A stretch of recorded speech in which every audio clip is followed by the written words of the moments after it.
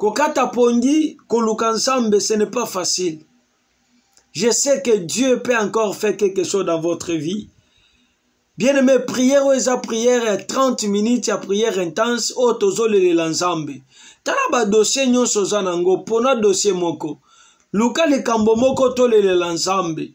Bien-aimé, un jour, la femme de Dieu me dit, il faut prier. Quand tu pries, il faut rester sur ce sujet jusqu'à ce que tu auras la réponse. Nathalie, dans la Bible, j'ai trouvé qu'il y avait un homme aussi, qui était comme moi, un homme qui s'appelait Jacob. Bien-aimé, au moment que Yakutanaki Nanzambe, Aboya Kotika Nzambe, il a tenu Dieu jusqu'à ce que Dieu a changé sa vie. Ayebisi Nzambe na koti kote ceux qui ont changé bomo inangate. Il a tenu Dieu jusqu'à ce que Nzambe a salié bolam. Yango na zoe bisayo. Ton problème a besoin que tu, bien-aimé, au simba Nzambe. Likambo na yo zo senga au simba vraiment Nzambe. Bien-aimé, au moninde to sambe la karekete. Nzambe pambola, Nzambe kita, bien-aimé, changer, oui. Mais ça, c'est une nouvelle formule que nous devons tenir à Dieu. Nous devons rester sur un sujet et plairer à Dieu. Et dire à Dieu ce qui a salité moutakosa la zate. Bien-aimé, zo position malamu esikozali. C'est 30 minutes, et la 30 minutes à solution. On a zo ebisayo 30 minutes à biyano. Et sengeli nzamba yano na yo. Et sengeli nzamba salela yo. Et ça n'a pas de problème, bien-aimé. Au fond du lobby, les cambo et les kelinga, je ne comprends pas qu'est-ce que je peux encore faire. Na yebite na les cambo na salanini. Bien-aimé, au so luki solution mon anité. Au luki solution zope samakate. Batuba komo sekayo na dossier wana. Dossier batuba chole la yo. Dossier batuba seke la yo. Dossier batuba finga kaponango. Yango na zolinga ke se dossier la to présentango nsambe. Yango dossier wana to zolinga siko. To ebisa nsamba za wapi. Le Dieu que tu adores, le Dieu que tu cherches nuit et jour. Où est ce Dieu-là? Bien-aimé. Mais tu ne comprends pas. Et singelo simba nzambe. Bien-aimé naba moma boy, avec des sacrifices pareils, ce sont des sacrifices que Dieu, il faut que nzamba ya nonayo. Nazolo banayo bien-aimé, si tu pries avec moi ces requêtes, et tu auras la main de Dieu. Naba buto boy. Tout se faisait toujours pendant la nuit, bien-aimé. Jacob a kanga nzambe zalaki na butu, mais yo nanga tozo kanga nzambe na butu alelo, avec une seule sujet. Nazo peso exemple. Exemple que zalaki na aluka musala na omonate. Je vais prier sur ce travail. Nazo luka kobota na obota te. Je vais prier pour na mabota nanga. Bien-aimé, ce que j'ai cherché pendant longtemps, je n'ai pas trouvé. C'est le moment que Dieu nous a donné pendant ces 30 minutes. Nous devons plairer toujours avec un seul sujet et dire à Dieu ce qui a salité moutakosa la zate. Est-ce que ton Dieu est incapable pour agir le kolavinayo? Tu sais combien de combats étaient les mina vinayo? Combien y a bateau batelemi balobi yo et c'est kosimba kate? Mais laissez-moi te dire, il y a un Dieu dans les cieux. Et ça n'a nzambo ya yanona kabatu. Yango na solo banayo bien-aimé, Dieu va nzambako yanona yo na butu alelo. Nzambako salelo bolam. Nazana posa yo nanga bien-aimé to sambela. C'est 30 minutes et c'est la 30 minutes à Bonzambe. Et c'est la 30 minutes à Biyano. Et c'est la 30 minutes au Nzambe face à l'Obolam. Et c'est la 30 minutes au Zolukan Nzambe. Que Nzambe fasse à la quelque chose. Bien-aimé Naboutoua Lelo, je t'assure que Dieu te fera quelque chose. Bien-aimé Nzamba Kosa Lelo Bolam. Na minito Tozo Sambela. Bien-aimé, je suis sûr que l'Éternel Dieu va agir. Nazana posa yo nanga, toza la concentrer pour tout le ensemble. Est-ce que c'est Dieu que nous cherchons, il est incapable? Zambo tozo luka, est-ce que agocho ya nonote? Agocho longola sonyo ya yote. Est-ce que agocho peso solution le kamboanate? Bien aimé, c'est facile. Je suis sûr que l'Éternel Dieu te donnera. Zambo na go pesa yo biyano likola likambona yo. Nazana posa yo nanga to luka ensemble. Azana posa yo nanga to sambela na buto alelo.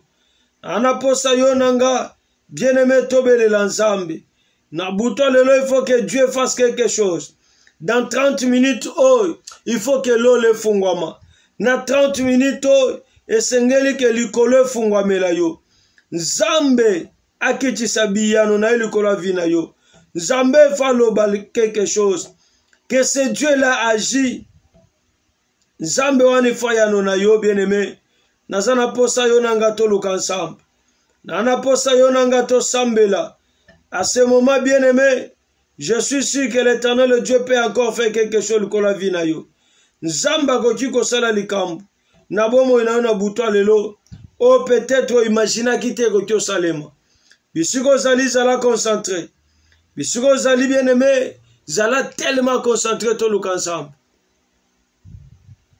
Ah, merci Seigneur. Banda ko luka na ba sujet na yo.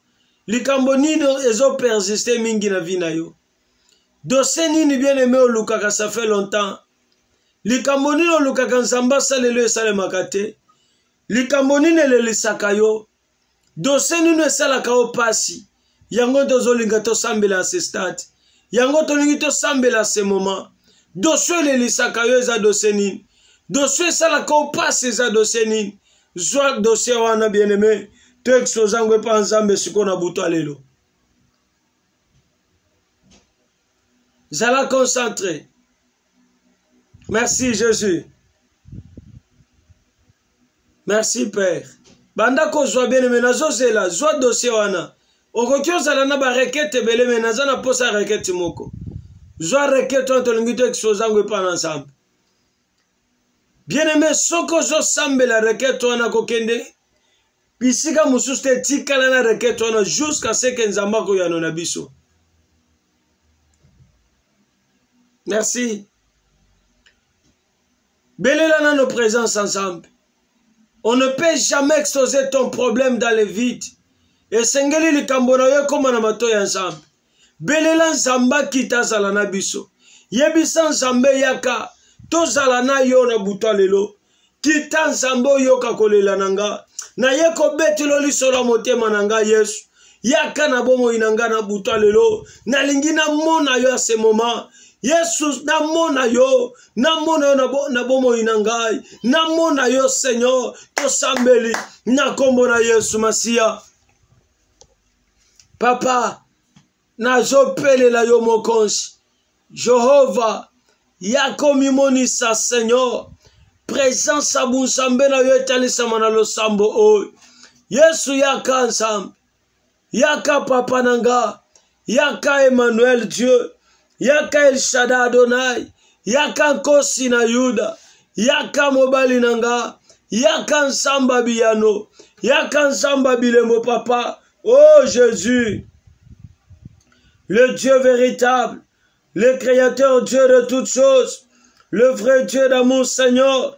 Oh Nzambe nazopele la yo nabele li présence na yo Nzambe nabele li présence na yo papa yako mimonisa yaka nazala na yo Nzamba lola j'ai besoin de toi na buto lelo nabele li yo Nzambe na bomoy nabele li yo na buto lelo papa nabele li yo makasi ya vie nabele li yo Elohim Seigneur Nzambe na lukaka l'Éternel le Dieu de grâce yonde makasi ya vie nanga butu moye za yo Nzambe j'ai besoin de toi Seigneur manifeste-toi dans ma vie manifeste-toi dans ma vie Seigneur mimonisa na bomo inanga Nzambe mimonisa na vie nanga Seigneur mimonisa Nkosi na Yuda.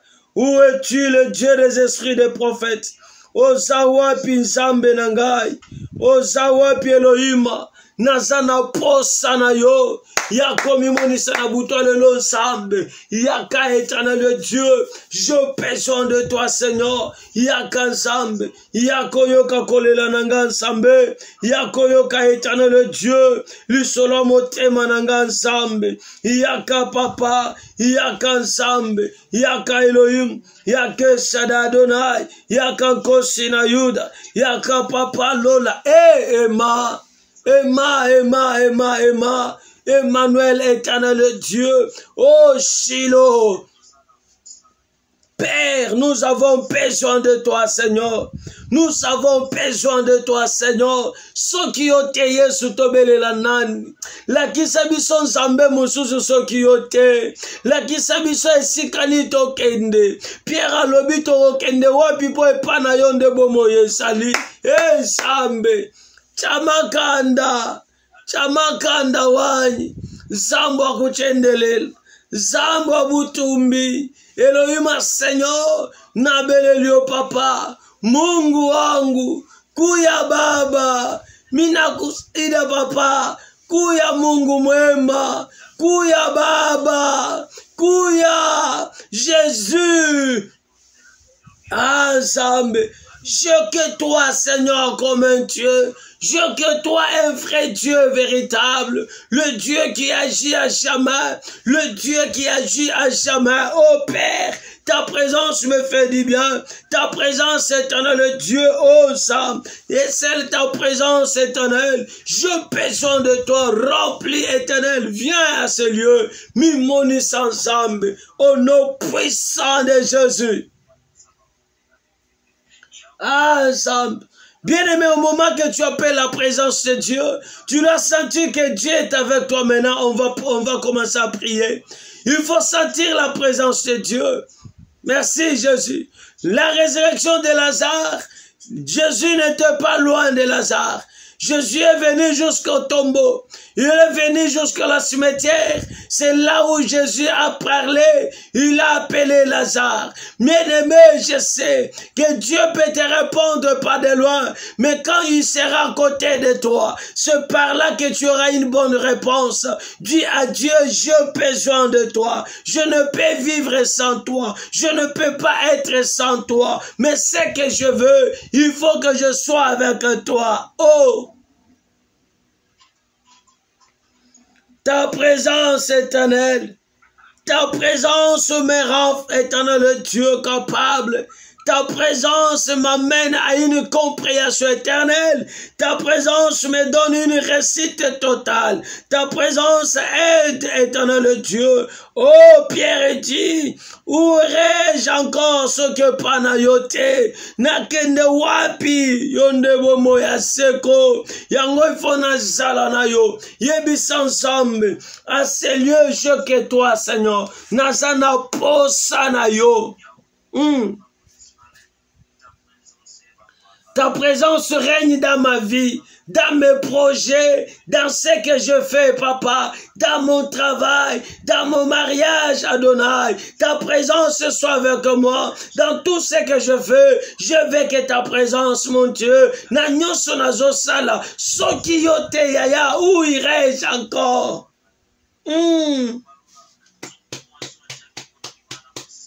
Yambalo Yesu présence na yo. Yambalo mon conju présence na yo. C'est que je sais que tu es un père pour moi. C'est que je sais que tu es le roi pour moi. C'est que je sais que tu es un véritable Dieu. Viens avec moi, Seigneur. Sois là sur moi, éternel. Que tu guides mes pas. Que tu guides ma façon de parler, agir. Que tu guides ma façon de prier. Que tu guides mes sujets éternels. Que tu guides mes projets, papa. Viens régner dans ma vie, papa. Je ne peux vivre moi-même, Seigneur, sans toi. Nakokokate soki yo te nzambe na ngai. Soki yo sananga te nakokate, papa. Yango na yepa na yo nzambe. Yahweh. Bruce Satariba. Ikabaya shota nderebosa. Ikaindarabo, mairebo, siteregebo, sata. Jésus, merci. Merci, papa. Merci, Père éternel. Au nom puissant de Jésus. Yoka bien-aimé. Yoka. Zambalo la pambola yo. Nalobi mo konjie so mona yo. La présence de Dieu est là. Jusqu'au dossier na yosko to exposant ensemble. Bien-aimé, moi j'ai mes problèmes, toi tu as tes problèmes. J'aimerais maintenant oser expliquer Nzambe le Cambouan. Bien-aimé, boy kola la pambate. il faut que solution kokata pongi na yo etalisama. Esengeli que sacrifice ozosala na buto lelo, il faut que sacrifice on efuta yo. Bien-aimé, tu plaires maintenant à Dieu. Nous avons que 15 minutes, bien-aimé. Ozolele l'ensemble. Zwa dossier wana tiango na mesa. Yebisa ensemble. Ceux qui ont pesika solution le kambote na place à okendete. Moïse a joué bis ensemble. Si tu ne veux pas marcher avec moi, je n'irai pas. Na kokata kobima Égypte te lokola yo boy kotambola nanga. Mais Dieu a dit à Moïse, il a donné des signes. Moïse, vois, je serai avec toi. Pendant la nuit, je serai un colonne de feu. Pendant la journée, je serai un colonne de nuée qui détermine ma présence avec toi. Bien aimé, yo paye bis ensemble. N'assemble la ensemble ou bien n'assemble la ensemble. Mais pourquoi ces problèmes persistent? Pourquoi les cambo isolés là? Pourquoi n'a commis moutou? N'a commis tellement comme yo kana soni?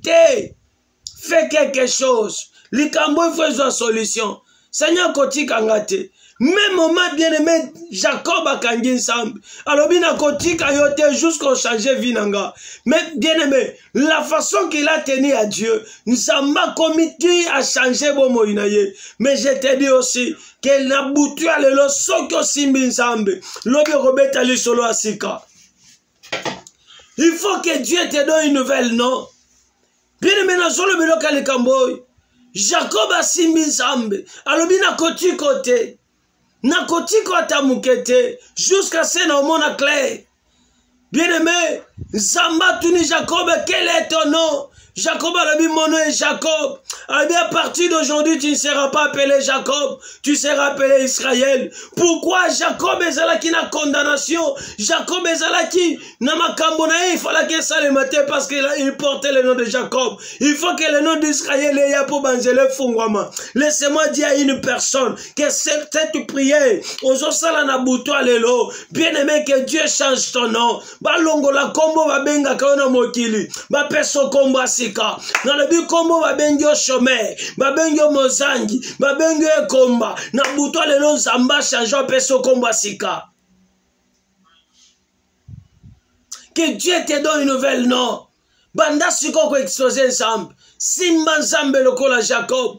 Kangamana Nzambe lokola Jacob. Simba Nzambe bien-aimé. Que Dieu ouvre les cieux. Que Dieu te parle. Que Dieu change ta vie. Que Dieu te donne une nouvelle nom. Par rapport à ton sujet. Kosambeli. Nakombona Yesu Masia. Dieu. Seigneur Jésus. Tu m'as appelé. Seigneur, j'ai crié à toi et je suis venu, Éternel. J'ai donné ma vie, Éternel Dieu, pour te servir. Où est Éternel Dieu? Regarde comment ton peuple a besoin de toi. Regarde comment, Éternel, tout le monde sont, Éternel Dieu, motivé, Éternel, de te chercher. Yahweh, qui suis-je, Éternel Dieu? Pour la kokata batu pongi na butu, pour que baluka yo ensemble. Mais parce que tu m'as donné une charge, mais je sais, la Bible dit, l'on peut donner seulement ce qu'il a reçu de la part de Dieu. Ce que j'ai reçu, c'est ta grâce. Ce que j'ai reçu, c'est la puissance. Ce que j'ai reçu, c'est la clé d'ouverture. J'aimerais que cela entre en vigueur. Oh Père, ce que tu as dit, Éternel Dieu, en Luc 18, Éternel, en Luc 4, 18, Papa, l'Esprit du Seigneur est sur moi. Il m'a pour annoncer une bonne nouvelle aux pauvres. Il m'a pour guérir, Éternel Dieu, ceux qui ont le cœur brisé. Il m'a envoyé pour délivrer, que les captifs aillent leur liberté. Maintenant, cette nuit, que l'onction de la puissance commence.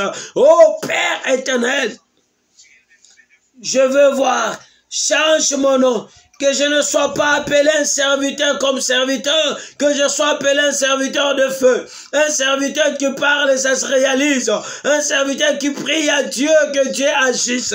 Mon Dieu, je ne veux pas être éternel, Nazala Moussali à mon éternel Dieu, oh l'ensemble. Yakosala Nangazam, je veux que tu agisses dans mon ministère. Je veux que tu agisses encore, papa. ya quoi agir éternel na ministère nanga nzambe. C'est que je suis éternel na boutoua lelo. J'aimerais que toi éternel ozala nzamba bomo. Ata soki na sambeli mutu aliboma. Yesu mutu azwa kimia nzambe. Ezala na téléphone. Ezala physiquement Seigneur. Ezala ta malade ndengenin. Yesu solution etalisama. Na ye pa na yo nzambe. Que ministère nanga fongwama. Na boutoua lelo nzambe. Ouvre éternel. Fongola ministère nanga. Fongola ministère nanga nzambe. Yesu fongola. Yawe nzamba lola. Yesu. Père. Ministère nanga. Ministère nanga nzambe. Ministère nanga mon Dieu. Fongola mokonsi. Nazala capable. Yakopé sa solution. Tu m'as dit, éternel, que tu as une solution, mais je ne vois pas cela. Yesu, agis toi, éternel, agis dans ma vie, que je sois une porte solution dans la vie de plusieurs Adonai. Naza la porte solution, na vie abatu Yesu. Naza la porte solution, na vie abatu Nzambe nangai. Ka Yesu, bongo la makambo Yesu.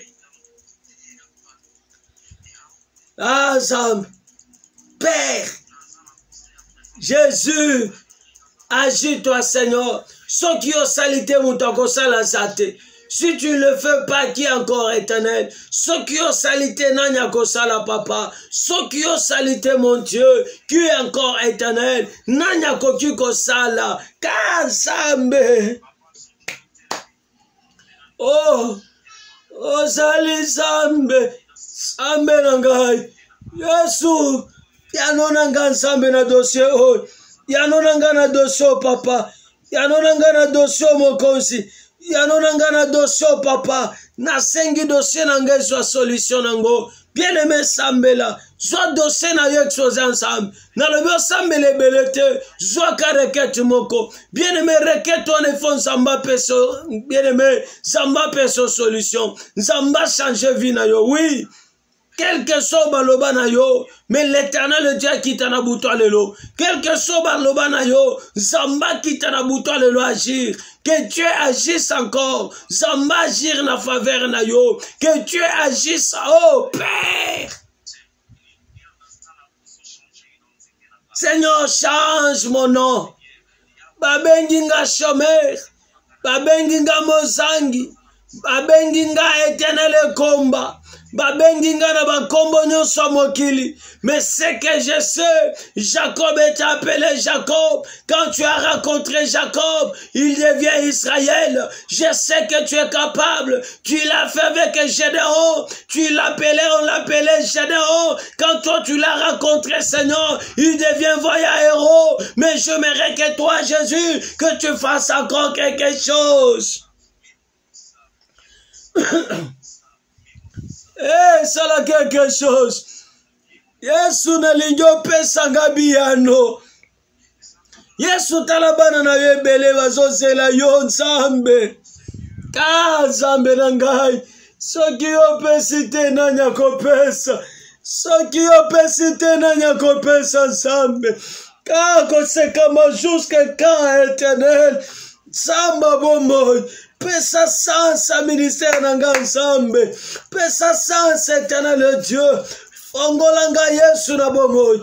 Nalingue éternel Dieu. Yahweh que je possède une ministère de puissance éternelle. Oh, incarne-toi dans ma vie.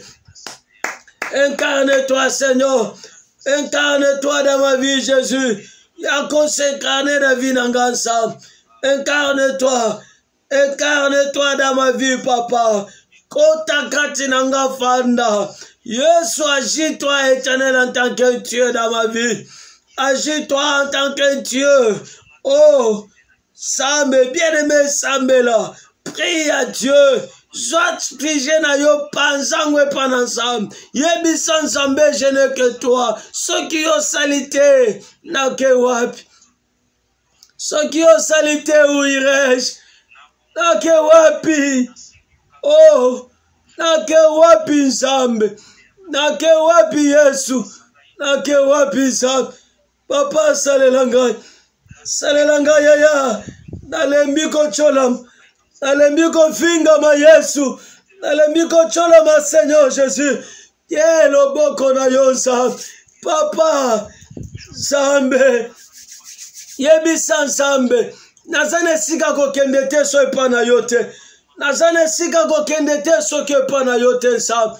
Je veux que toi Papa, Nzambe bapesanga kombo na mokili, yeya yako changer kombo bapesanga, bien-aimé yebisa Nzambe, par rapport à kombo bapesa yo, babenga yo mosanji, babenga yo chômeur, babenga yo ekomba, babenga yo tala oyo, abetela déjà, tala oyo lenga komi. Que Dieu change ton nom à Boutoua Lelo. Le même qu'il a changé le nom de Jacob en Israël, la même façon qu'il a changé le nom de bien-aimé, il a changé le nom de Gédéon à Vaya Héros. Que Dieu change aussi ton nom, que cette appellation du monde reste, que Dieu te donne une nouvelle appellation, que Dieu change ta manière d'être. Yebisan Nzambe, Papa, j'ai besoin que de toi.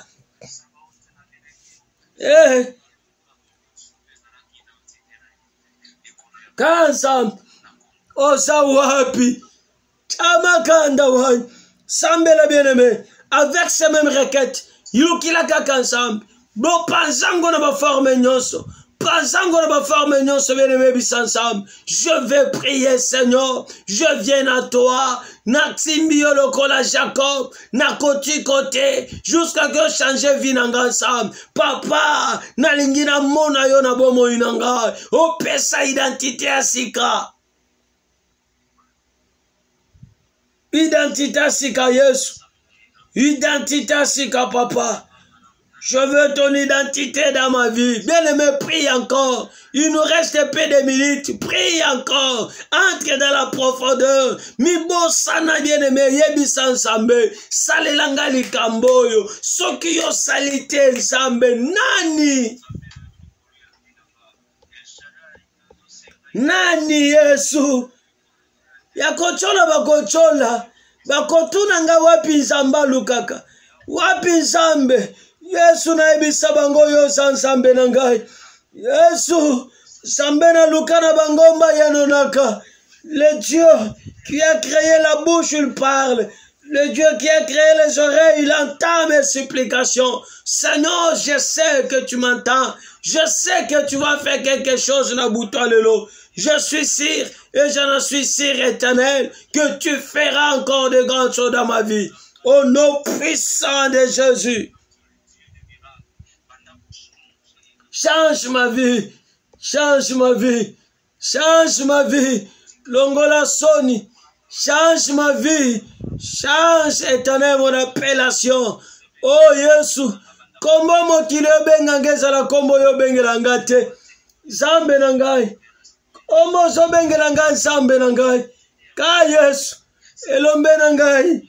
Zamba bilem, zamba bikama. Change ma vie. Papa, oza wapi Yesu? Papa, oza wapi? Kanyambe na ngai. Eske koluka yo ezali sumu Nzambe? Eske koluka yo Yesu na ngai ezali sumu? Nani mon Dieu? Au nom puissant de Jésus. Yoka bien-aimé. Yoka. Ah. Jésus, Yoka. Yoka bien-aimé, Yoka. Tika Nzambe alola pambola yo. Nalobi mokonzi Yesu apeso biyano selon le sambono na Boutoua Lelo. Je prophétise sur ta vie que na Boutoua Lelo, le même que Dieu a changé le nom de Jacob à Israël, le même que Dieu a changé le nom de Gédéon à Vaya Héros, que Dieu change cette appellation qu'on t'appelle, que Dieu te donne une nouvelle appellation. Nzamba tu sona libula na yo, Nzamba tu sona destin prophétique na yo. Tu dis avec moi amen que l'Éternel Dieu commence avec toi cette nuit. Que la grâce de Dieu repose sur ta vie, que la puissance de Dieu. Là où c'était difficile na dossier sambeli, nzamba fongolo lo banzela, na lobi dossier wana zo solution au nom de Jésus. soki ezalaki ya voyage, ezalaki ya libala, ya kobota, ya mosala, reçois cela au nom de Jésus. Je parle en tant qu'un serviteur, je parle en tant qu'un prophète de l'Éternel, que l'Éternel Dieu accorde sa solution à vie na yo. Je parle maintenant à la place des sacrificateurs, car Anna plairait, Anna prié, il vient directement que le sacrificateur n'a pas pris beaucoup de temps. Il a dit seulement à Anne, ce que tu as prié, que l'Éternel Dieu te donne ce que toi tu as demandé à Dieu. Moi aussi cette nuit, j'ai dit maintenant que Dieu te donne ce que tu as demandé en facilité au nom de Jésus.